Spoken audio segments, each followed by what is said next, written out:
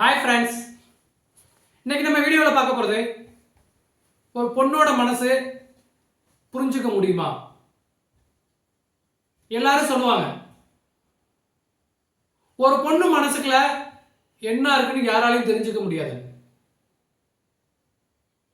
என்னை பொறுத்த வரைக்கும் நான் சொல்லக்கூடிய கருத்து ஒண்ணுதான், ஈஸியா புரிஞ்சுக்கலாம். மனைவியா இருந்தாலும் சரி,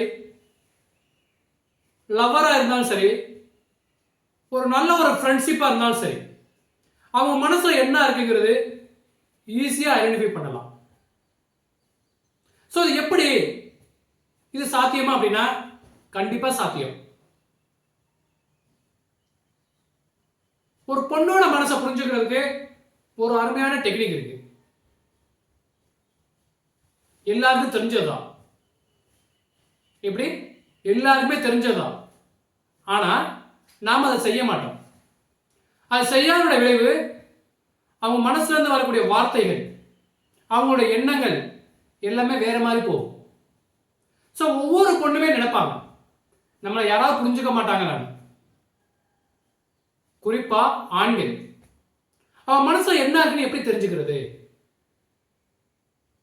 அது லவ்வரா இருக்கலாம், மனைவியா இருக்கலாம், ஒரு நல்ல ஒரு ஃப்ரெண்டா இருக்கலாம், எந்த உறவு முறைகள் வேண்டுமானாலும் இருக்கலாம். ஆனால் அவங்க மனசை புரிஞ்சுக்கிறதுக்கு ஒரே ஒரு டெக்னிக் தாங்க, ஒரே ஒரு ஃபார்முலா தாங்க, ஒரே ஒரு சிஸ்டம் தாங்க. அதை மட்டும் கரெக்டாக கண்டுபிடிச்சிட்டிங்கன்னா உங்களுடைய வாழ்க்கை மிக சிறப்பாக இருக்கும். இன்னைக்கு இருக்கக்கூடிய வாழ்க்கையில சண்டை வருது பாருங்க. எதனால? சரியான ஒரு புரிதல் இல்லாமல் இருக்கும். வேகமாக லவ் பண்ணுவாங்க, வேகமாக கல்யாணம் பண்ணிடுவாங்க, வேகமாக பிரிஞ்சு போயிடுவாங்க.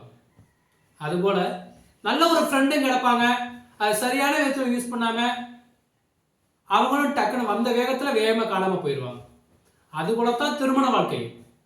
ஒரு கணவன் மனைவிக்கிடையே ஒரு சரியான ஒரு புரிதல் இல்லைன்னா அவங்களுடைய வாழ்க்கையும் எவ்வளவு வேகம் ஆரம்பிச்சோ அதே வேகத்தில் காணாமல் போயிடும். ஸோ நம்ம எப்படி புரிஞ்சுக்கிறது? இதுக்கு என்னென்ன டெக்னிக் இருக்கு, இதுக்கு என்ன ஃபார்முலா இருக்கு? எங்கேயுமே போக தேவையில்லை, எந்த புக்கும் படிக்க தேவையில்லை, எல்லாமே நம்ம கையில தாங்க இருக்கு. எல்லாம் ஆண்களோட கையில தான் இருக்கு. ஒவ்வொரு பொண்ணு நினைப்பாங்க என்னன்னு, நமது குறைகளை, நம்ம பேசுறத, நமக்கு பெண் அப்படிங்கிற ஒரு உணர்வை மதிக்க தெரிந்த ஒரு ஆண் எல்லா பெண்ணுமே எதிர்பார்ப்பாங்க. நம்ம பேசுறத கண்டிப்பா காது கொடுத்து கேட்கணும். அப்பேற்பட்ட கணவர் கிடைச்சா நமக்கு சந்தோஷம். நம்ம என்ன சொன்னாலும் காது கொடுத்து வாங்கிக்கணும். அந்த மாதிரி லவ்வர் தான் நமக்கு தேவை. நம்ம என்ன செஞ்சாலும் சரி, என்ன சொன்னாலும் சரி, நம்மளை புரிஞ்சு நம்மளை மதிக்க தெரிஞ்ச ஒரு நண்பர் கிடைச்சா போதும் அப்படின்னு ஒவ்வொரு பொண்ணுமே நினைப்பாங்க. அதாவது பொண்ணுங்க நம்மளை பெரிய தேவதையா நினைக்கணும், அப்படி இருக்கணும், இப்படி இருக்கணும் யாரும் நினைக்கவே மாட்டாங்க. நம்ம மனசை புரிஞ்சுக்கிறவரா கண்டிப்பா இருக்கணும் அப்படின்னா கண்டிப்பா எல்லா பெண்களும் நினைப்பாங்க. அப்ப அதுக்கு நம்ம என்ன பண்ணணும்? இது எப்படியெல்லாம் நம்ம நடைமுறைப்படுத்தலாம் அப்படின்னா, இன்னும் சொல்லப்போனா அந்த பெண்கள் எவ்வளவு எதிர்பார்க்கிறாங்களோ அப்பேற்பட்ட கணவனோ லவ்வரோ ஒரு ஃப்ரெண்டோ கிடைச்சிட்டாங்கன்னா அவங்களை எக்காரணத்தை கொண்டு விட மாட்டாங்க. எந்த ஒரு சூழ்நிலை வந்தாலும் அவங்களை விட்டு கொடுக்க அவங்க தயாரா இருக்க மாட்டாங்க. ஆனா அவங்களுக்காக அப்பேற்பட்ட கணவர் லவ்வர் ஃப்ரெண்டு கிடைச்சிட்டா அவங்க எதை வேணுமானாலும் செய்வாங்க. இது அவங்க மனசுக்கு பிடிச்சு போச்சுன்னா அவங்க மனசுல இருந்து நீக்கிறது எப்படிங்கிறது அது சாத்தியமில்லாத ஒன்று. அப்ப நம்ம எல்லாம் என்ன பண்ணணும்? வேற எதுவும் பண்ண வேண்டாங்க. சிம்பிளா அவங்கள மனசை விட்டு நல்லா பேச விடுங்க. நல்லா பேசுறத கேட்டோம்னாலே போதும். அதாவது பெண்கள் எப்பவுமே ஒரு புத்தகத்துக்கு சமங்க. நம்ம ஒரு புக்கில் உள்ள ஒரு வரி இல்லை ஹெட்டிங்கை மட்டும்தான் நம்ம பார்க்குறோம். எப்படி? புக்கில் உள்ள ஒரு குறிப்பு, ஒரு வரியை மட்டும்தான், அந்த வரியில் உள்ள ஏதோ ஒரு வேர்டு மட்டும்தான் நம்ம பார்ப்போம். ஆனால் பெண்கள் அப்படி இல்லைங்க, ஒரு புக்கு மாதிரிங்க. அந்த புக்குக்குள்ள அவ்வளவு இருக்கு. நம்ம எவ்வளவு விஷயங்கள் தெரிஞ்சுக்க நினைக்கிறோமோ அவ்வளவு விஷயங்களும் அந்த புத்தகத்துல இருக்கு.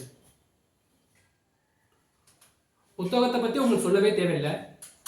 நீங்கள் ஒவ்வொரு வெற்றியாளரும் சக்ஸஸ் ஆகிறதுக்கு முக்கிய காரணம் புக்கு நல்லா ரீட் பண்ணதுனால தான்.